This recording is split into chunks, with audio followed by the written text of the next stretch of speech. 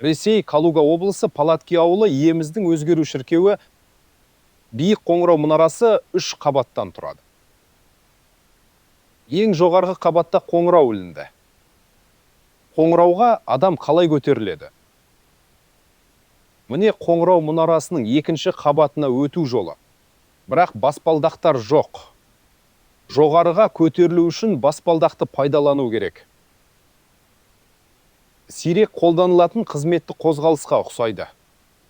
Сәулетші қоңырау мұнарасына күн сайын көтерілу керек екенін елестеткен жоқ. Бірақ содан кейін адамдар жиі қоңырау мұнарасына көтерілу қажеттілігін сезіне бастады.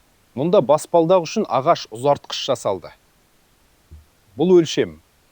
Міне ағаш қабырға болған шекара. Сыртқы кірпіш қабырғасы сыланған. Ішінде гипс жоқ. Мұнда көтерілу ыңғайсыз.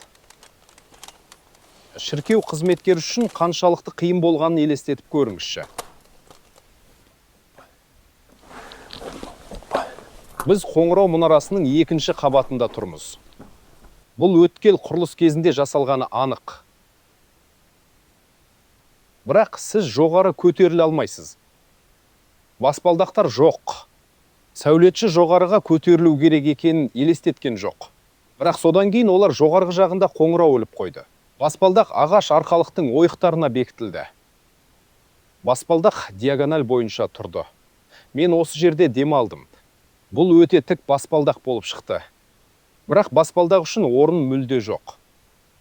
Қоңырауға арналған ағаш арқалықтар мен металл тіреуіш. Дөрекі құрылыс. Бұрышта карниздің жоғарғы шығыңғы бөлігі жоқ. Бөрене үшін тауашалар бар. Дәл сол шығыңқы кірпіш карниздер екінші қабатта.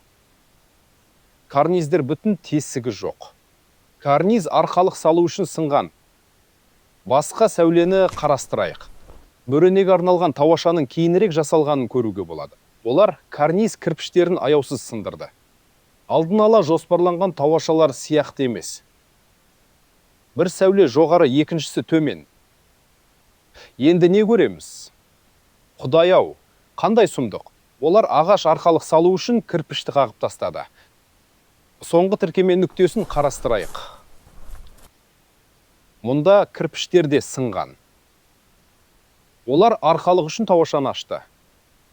Қоңырауды бекіту үшін.